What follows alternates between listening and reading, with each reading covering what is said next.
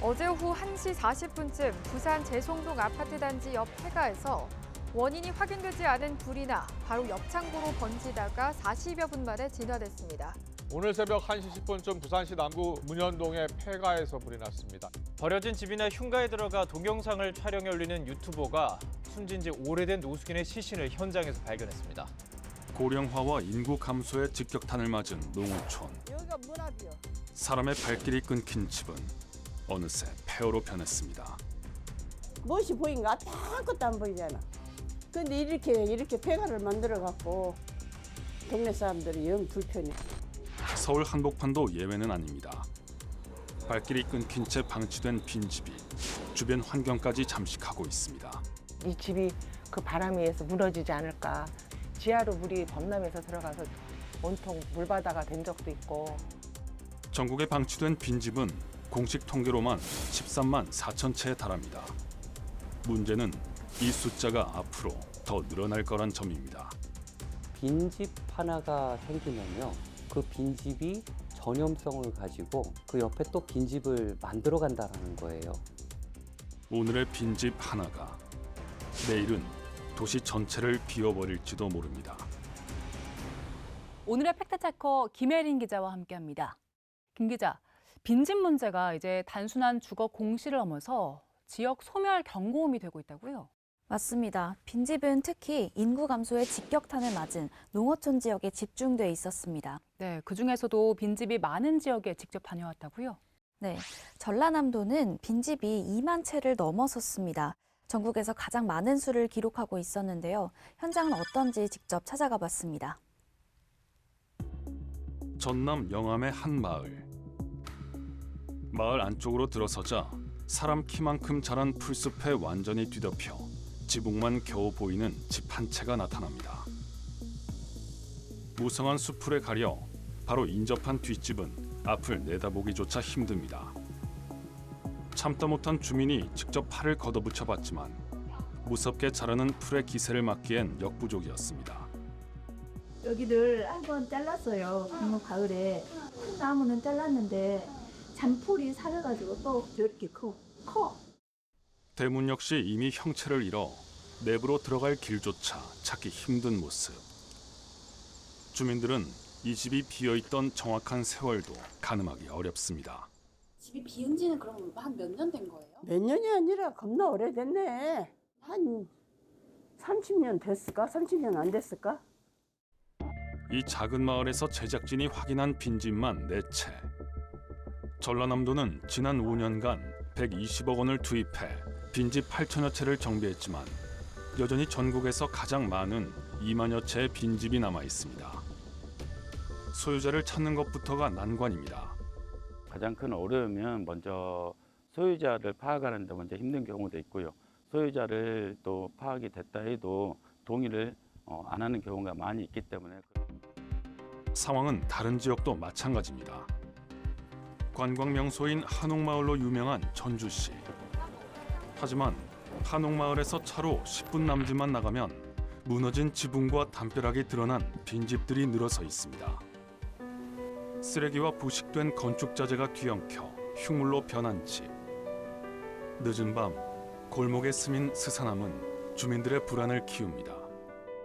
처음에는 나는 남자니까 상관없는데 여자들은 좀 무섭겠죠.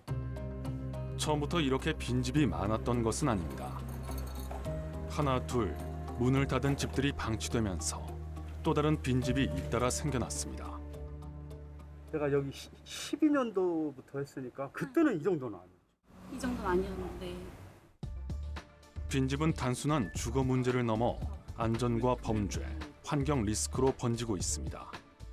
장기간 방치된 노후주택 붕괴나 화재 위험이 높으며 실제로 빈집에서 낙뢰에 의한 화재가 발생했고 빈집이 청소년의 일탈 장소나 범죄 은시처로 활용되는 등 시한 문제로 이어지기도 합니다. 농어촌의 빈집이 늘어나는 이유는 무엇일까? 현장에선 고령화와 인구 유출이라는 고질적인 문제를 꼽고 있습니다. 소유자가 사망으로 빈집이 발생이 되고요. 대도시로 인구 유출이 있어가지고 가장 크게 문제점이 되고 있습니다. 네, 농어촌의 빈집 실태를 살펴보고 왔는데 상황이 심각하네요. 근데 빈집 문제가 이런 특정 지역에서만 발생하는 문제가 아니라면서요? 네, 행정안전부 조사 결과를 보면 지난해 기준 전국 17개 시도에 걸쳐 빈집은 모두 13만 4천 채에 달했습니다. 전라남도와 전라북도, 경상남도가 특히 많았습니다. 빈집 문제가 이런 농어촌 지역의 얘기라고만 생각하기 쉬운데 대도시 상황은 어떻습니까? 네, 대도시도 예외는 아닙니다.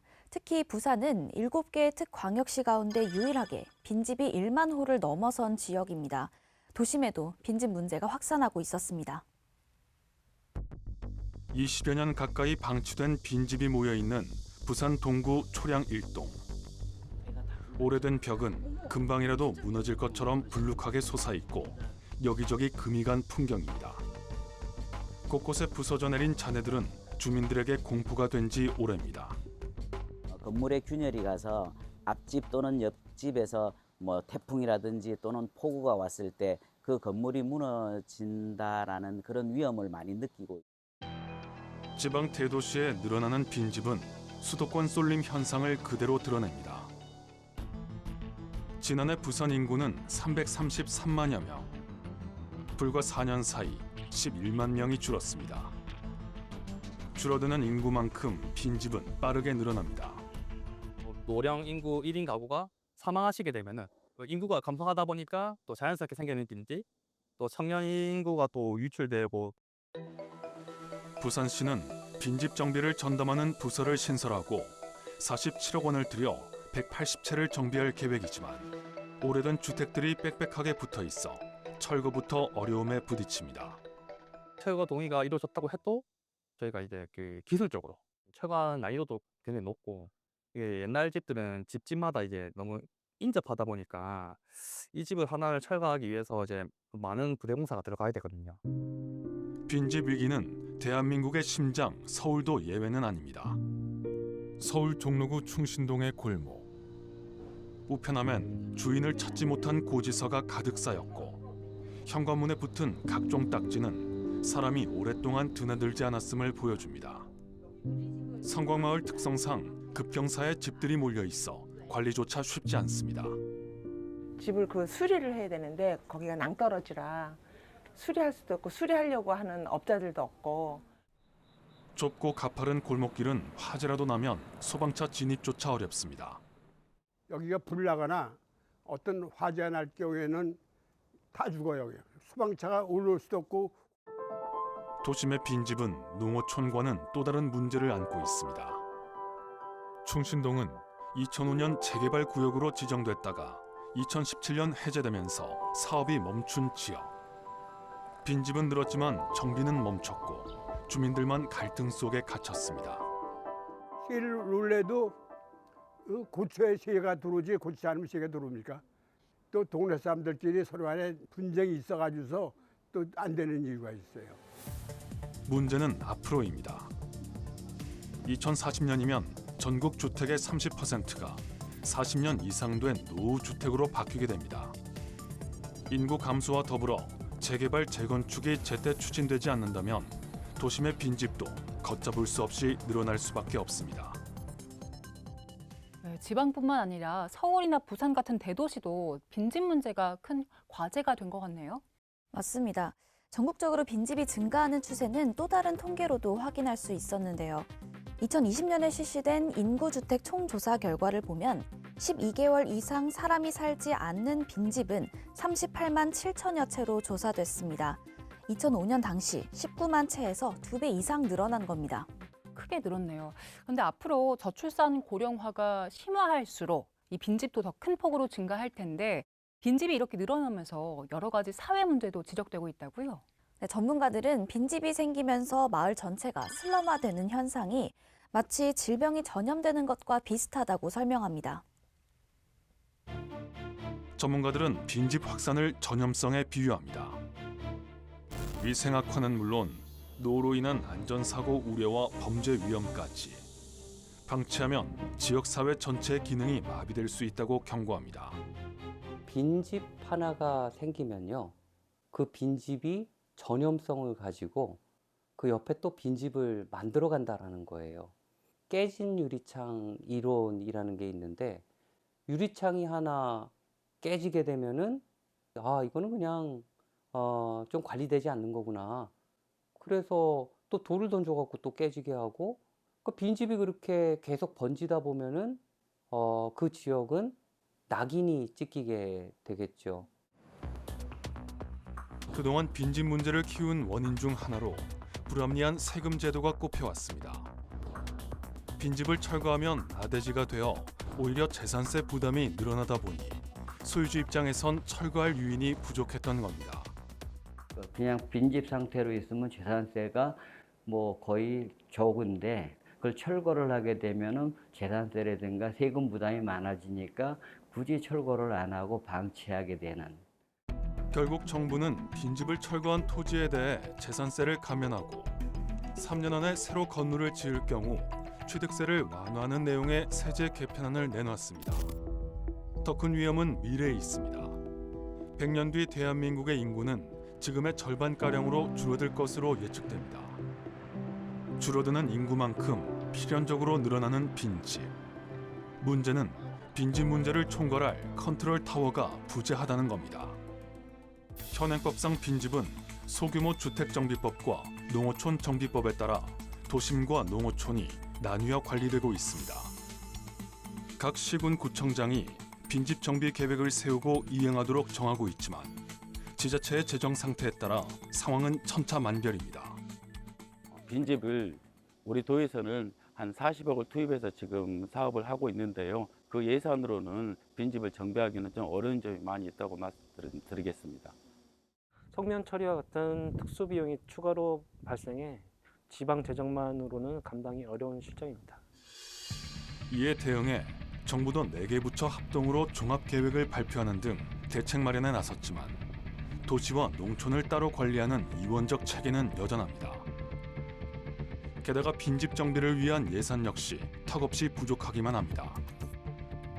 행정안전부가 빈집 철거를 위해 100억 원을 지원하기로 했지만 이 금액은 1년에 1,500채 정도를 철거할 수 있는 액수에 불과합니다. 이 빈집 문제 해결에 애로점을 겪고 있는 게 기본적으로 예산 문제도 있어요. 빈집이 계속적으로 발생을 하는데 이거를 대응할 만한 예산이 그렇게 많이 책정되어 있지 않다. 네, 전국에 있는 빈집이 수십만 채가 넘는데 할당된 예산이 매년 1,500채를 철거할 수 있는 정도라고 하니까 이거 턱없이 부족한 거 아닙니까? 지자체에서도 정부 예산 지원이 좀 더 늘어나야 한다라고 한 목소리로 이야기하고 있었습니다. 네, 그리고 이런 예산뿐만 아니라 빈집 대응이 일원화되지 않고 있다는 지적도 있죠. 네, 전문가들은 빈집 대응 부처를 일원화해서 빈집 문제를 서둘러 해결해야 한다는 목소리를 내고 있습니다. 붕괴와 범죄, 화재까지 다양한 사회 문제를 낳는 빈집. 하지만 빈집을 정비해야 할 행정은 칸막이에 가로막혀 있습니다. 너무 여러 부처가 관련이 되어 있어요. 국토부뿐만 아니라 행안부, 문체부, 그다음에 보건복지부, 해양수산부, 농림축산식품부 같은 경우가 다 이렇게 관련이 되어 있기 때문에 흩어져 있는 것들을 어떻게 조금 이렇게 묶어서 좀 단일 창구를 만들 것인가. 현장 목소리 역시 얽히고 설킨 행정의 한계를 지적하고 있습니다. 정비가 완료될 때까지 굉장히 많은 시간이 소요되는 게 좀 큰 문제라고 생각하고 있고, 이거를 좀 일어날 수 있는 좀 그런 시스템이 있으면은 좋겠다는 생각을. 현장에서는 국고보조금 빈집정비 단가 상향을 통한 지방 부담 완화와 도시 농어촌으로 분절된 법령의 통합 관리 체계, 철거 절차도 문제로 지적됩니다. 지자체는 법적으로 소유자에게 철거 명령을 내릴 수 있지만 실제 직권 철거까지 이어지는 경우는 드뭅니다. 국토교통부 조사에 따르면 2024년 기준 직권 철거를 시행한 지자체는 5.5%, 이행 강제금을 부과한 곳은 2.7%에 불과했습니다. 빈집이 사유재산이기 때문에 지자체도 적극적인 개입에 한계가 있는 겁니다. 사유재산은 보호를 해줘야 되는 것은 원칙이지만 그러한 것들이 일본과 같이 사회 문제화되고 이제 앞으로 더 심각화되면은 대응하기 어려우니까 그 전에 공적인 시각에서 접근을 해야 되겠다. 소유주 확인 과정도 또 다른 난관입니다. 개인정보보호법으로 인해 담당 공무원들이 빈집의 소유주를 파악하는 데에도 많은 시간이 소요되고 있습니다. 정부는 소유주의 확인을 간소화하는 대책을 마련하여 추진할 계획이라고 밝혔지만 현장에서는 상속 시 자녀 연락처를 확인할 권한도 함께 줘야 한다는 목소리가 나오고 있습니다. 소유자를 찾는 게 굉장히 좀 어려움이 있습니다. 이게 건축물 대장이 없거나 뭐 이런 집들은 저희가 이제 세무 정보에 조금 의존을 해야 되거든요. 근데 이제 저희는 그 권한이 따로 없어요. 세무 정보 열람이라든지 또 우리가 그걸 확보했었을 때 소유자가 사망했을 때는 또 그 가족 관계 증명서라든지 또 그런 추가적인 서류를 다 확인해야 되는데 담당 부서가 다 틀립니다. 게다가 정부와 지자체의 대응만으로는 우후죽순 늘어나는 빈집을 감당하기 버거워질 수밖에 없습니다. 전문가들은 사후 대응보다 소유주에게 좀 더 책임을 지우는 제도가 필요하다고 강조합니다. 빈집이 발생한 후에 대응하기에는 너무 사회적인 코스트가 커요. 발생한 후에 뭔가를 하기보다는 좀 사전적 조치를 적극적으로 해야 된다. 네, 현장 공무원들의 이야기를 들어보니까 관련 대책이 더 정교하게 마련될 필요가 있어 보입니다. 자, 해외에서는 이런 빈집 문제에 대해서 어떻게 해결하고 있습니까? 우리보다 고령화를 먼저 경험한 일본은 빈집 문제를 일찍이 맞닥뜨렸는데요. 2013년 기준으로 일본의 빈집은 820만 채로 전체의 13.5%에 달했습니다. 그렇다면 일본은 어떤 대응책을 내놨습니까? 일본은 국토교통성이 빈집 문제 해결을 위한 컨트롤 타워를 맡아서 관리 체계를 일원화했습니다. 또 빈집 활용, 철거 예산을 59억엔, 그러니까 한화 약 556억 원으로 대폭 늘렸습니다. 우리도 이 사례를 참고해서 빈집 발생을 최대한 억제해야 할 것 같은데 주목할 만한 사례가 또 있습니까? 빈집 증가 억제를 위해서 조세 대책을 마련한 나라들도 있었습니다. 해외 주요국에서는 빈집 정비를 유도하고 관리할 재원을 마련하기 위해 빈집에 세금을 부과하는 빈집세를 시행하고 있습니다. 미국의 오클랜드에서는 1년 중 50일 미만 사용된 주택에 $6,000, 버클리에서는 1년의 절반 이상 방치된 주택에 $3,000에서 $6,000의 빈집세를 부과합니다. 일본도 위해성이 높은 특정 빈집은 재산세 특례를 제외하는 조치를 통해 빈집의 정비와 철거를 촉진하고 있습니다. 세금을 매기게 되면 또 그 조세 저항이라는 게 발생할 우려는 있다. 하지만 다른 나라에서는 되게 그런 세금에 따라 가지고 어떤 성과를 보이고 있는 건 사실입니다.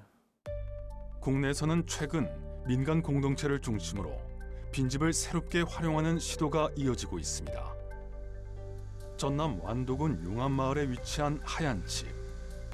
깨끗하고 튼튼해 보이는 이 집은 불과 2년 전만 해도 방치된 폐가였습니다. 수년간 비어 있어 우려가 커지던 차에 완도군 비영리 청년 공동체가 집을 뼈대만 남기고 리모델링해 새 집으로 단장한 겁니다. 말 그대로 환골탈태에 성공한 이곳에 지금은 도시에서 온 2030 청년 2명이 장기 투숙하고 있습니다. 이제 숙소 같은 경우에는 할머니가 마지막에 한 분이 혼자 사시다가 이제 이사를 가셔가지고 이제 폐가로 있는 지 거의 한 7년 정도 된 공간이었고요. 저희가 이제 매입을 해가지고 그 공간을 리모델링을 했는데 외부에 있는 청년들이 완도에 대해서 좀 구경도 하시고 또 이렇게 사시면서 지난 2023년에는 휴식과 일을 병행하는 워케이션 형태로 완도 한 달 살기 프로그램도 운영해 호응을 얻었습니다. 사실 뭐 삐까뻔쩍한 아파트도 정말 좋겠지만 본인 개성을 살려서 내가 원하는 집을 갖고 싶어하는 청년들이 훨씬 많거든요.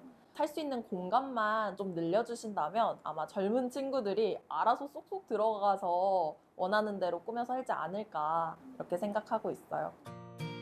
다른 지자체들 역시 빈집을 활용한 다양한 실험을 이어가고 있습니다. 전남 영암군은 철거한 부지를 공영 주차장으로 바꾸거나 청년들을 위한 마을 호텔로 리모델링했습니다. 전북도는 희망하우스 빈집 재생 사업을 통해 빈집 철거 공간을 마을 텃밭과 공원 등으로 재생했습니다. 버려진 집이 위험이 아닌 도시와 마을을 새롭게 만드는 자원으로 바뀌는 것입니다. 네, 빈집 문제가 이제 더 이상 개인 재산의 문제가 아니라 우리 사회 전체가 함께 짊어져야 할 과제가 된 것 같습니다. 맞습니다. 칸막이 행정을 허물고 컨트롤 타워를 세우는 제도 개선과 함께 방치된 빈집을 지역의 자산으로 되살리려는 인식 전환이 시급합니다. 네, 김 기자 수고 많았습니다.